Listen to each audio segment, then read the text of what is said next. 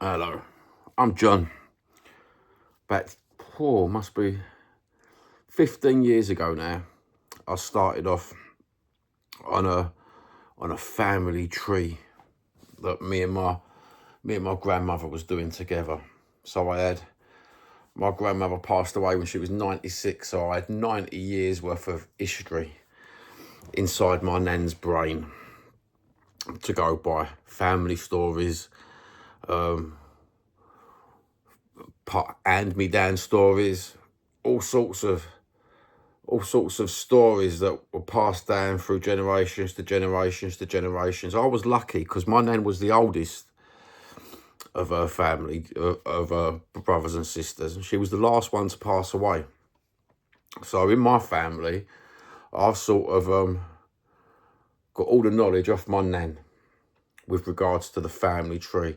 So we started off the family tree with her parents and her grandparents and cousins' names and other various cousins' names that I wrote down and wrote down and wrote down. So before we even start doing DNA and ancestry, I suggest going to the oldest person in your family, if they're still around, your grandmother. Some of you might even have a great-grandmother, and take notes of surnames, no matter how small, coincidental they are, and if they can't remember, and so was married to so-and-so, but I can't quite remember their names, write notes. So Paul was married to a June, and take all sorts of notes, because these have been invaluable to me. So all we done was opened up an ancestry account, me and my nan, many years ago. Then my nan had a few problems. I went to live with her. In that meantime, I'd moved out, started a family, got divorced, and I've come back to a family tree the last 5 or 6 years with all the information in my head and with my notes. So for the last 6 years, I've been doing family tree, my family tree, using notes, information I've gathered, surnames that I've remembered that was in the family tree. It'll all sound a bit vague at the minute before we get into it. But please, before you even start a family tree, go to the oldest person and take the notes. Right, so you're on Ancestry, you're starting out your family tree, you've put your name down, you've got your Ancestry results, and you've got your mum and dad, and you've got your grandparents' names, and you're sitting there, and Ancestry will throw at you hints and tips. The hints and tips. When I first started out, there was no hints and tips doing family tree. There was just my nan's vague recollection of distant surnames and distant names from cousins, and all we knew was there was Romany blood, Irish blood, and apparently we was called O'Cotter. Since then, I found out we was not O'Cotter, we was Cotter. And I went through my nan's side, my granddad's side. My granddad's side is a bit more vague because my granddad had passed away a long while ago in the 80s. Well, in the late 80s. And what had happened is I didn't ask questions. I did not ask questions. So on that side of the tree, that was a lot of hard work on the side of the tree where you didn't ask questions of the older generations. That's why it will become a dominating trait in what we're talking about, is asking questions. And always question the hints and tips. In fact, do not take no notice of the hints and tips on Ancestry when you're first starting off. Sometimes they will lead you down the most correctest, loveliest tree where you can copy and paste till your heart's content, and you'll think you're getting far, to find out the very first person who you took the hints and tips off got it wrong. So there's nothing like doing it yourself and doing it properly. Do not listen to ancestry. I can't tell you enough. That's one of the failures of ancestry, is the hints and tips section. Do not listen to them with regards to anything else. But you've got your ancestry test. You've got all your cousins all linked up. Some of you might have first cousins, second cousins, third cousins, fourth cousins, fifth cousins, fourth cousins 4 times removed, third cousins 3 times removed. Right, we'll leave that to one side, the DNA aspects of it. That will come in a bit more later, because at the minute we can use censuses, records, and real knowledge to go back a few generations. And this is what we want to do. We want to make sure that you've got all your grandparents, exactly their full names, their dates of birth, their proper dates of birth, not hearsay from my mum said he was born in July, but he used to celebrate a birthday in June. He was known by Dickie, but his name was really Richard. Or he called him Walter, but his name wasn't Walter. His name was John. Why did they call him Walter? Well, you want the proper censored birth certificates and everything else off Ancestry, which you can find.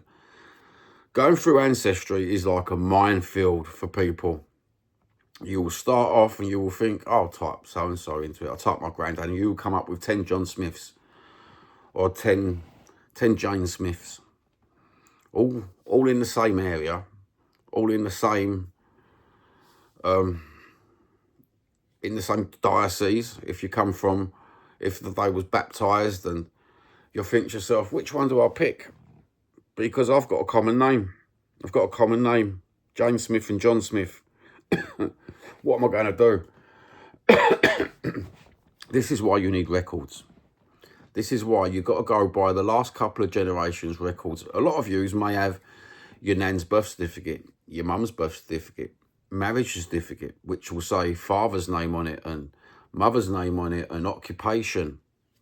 We want all this information. All this information. You want to collect it in a folder.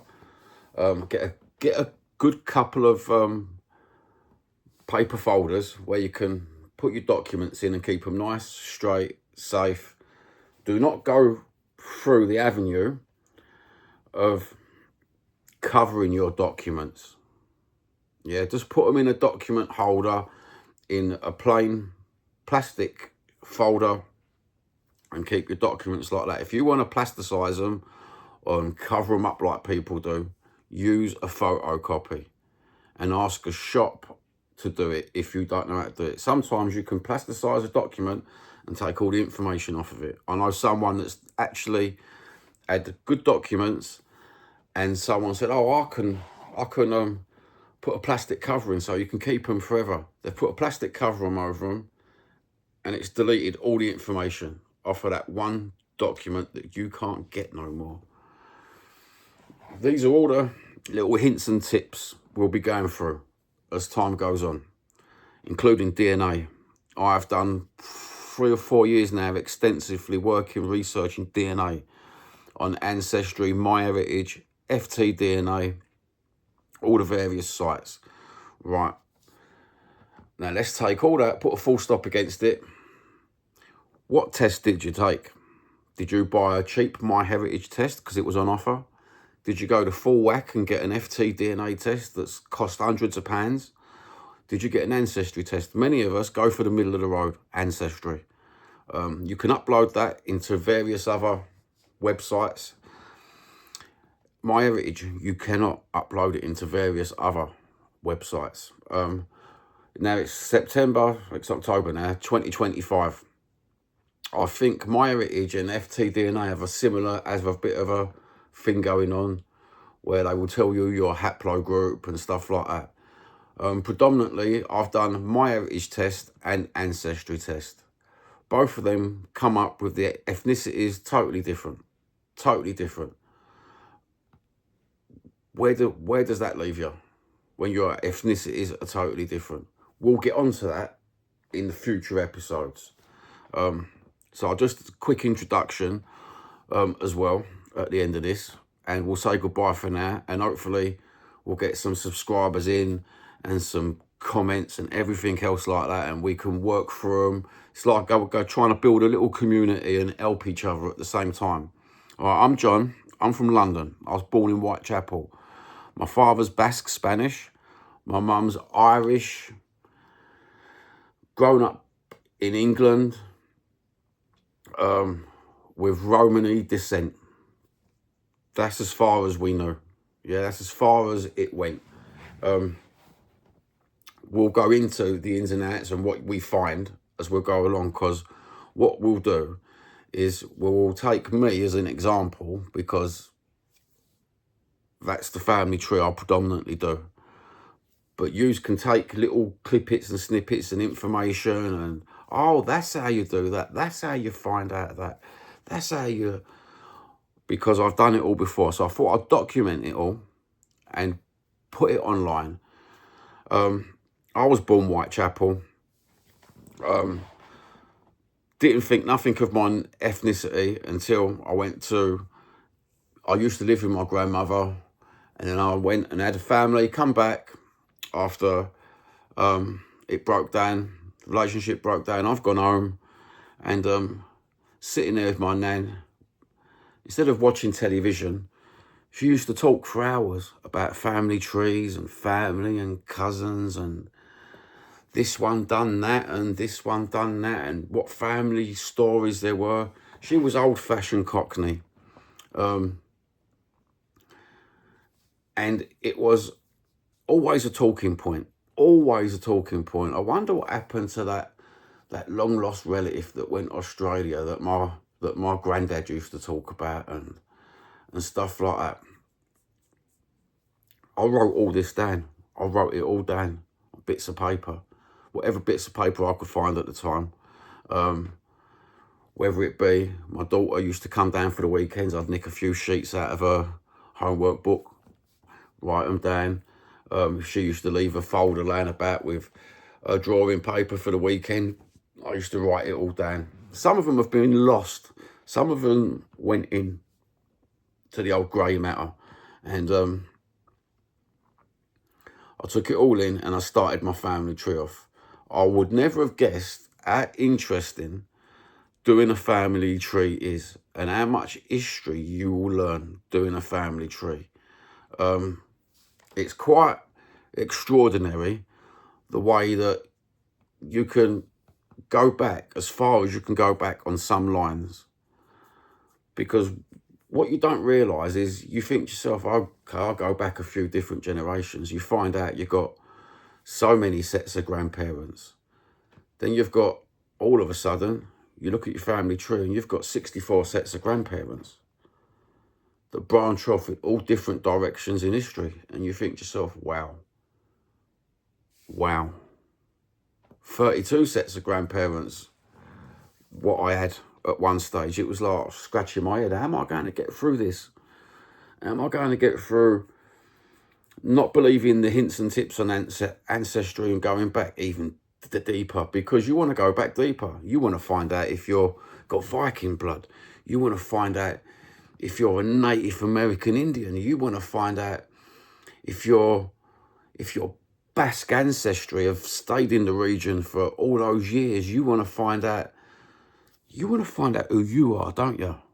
You want to find out where you got your nose from, where you got your skin pigmentation from, where you got your nails from, where you got your hands from. And it's extraordinary. We'll cover all sorts of this in all sorts of future episodes.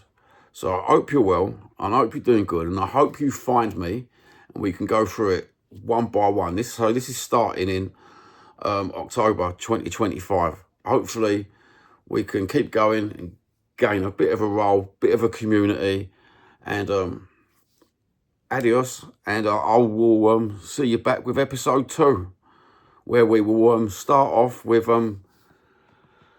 actually we'll look at my family tree and we'll go backwards. We'll go backwards on itself with a certain line. We'll just pick a line randomly and we'll go backwards on the line and we'll talk about it. And I will explain what I've done to find out about that certain line, what documents I've collected, what instant tips, and we will do it on a separate screen on this video. Not on this video, but on the episodes videos. We will use a 2-screen thing so you can see it all in real time, what I'm talking about. Have a good day. God bless.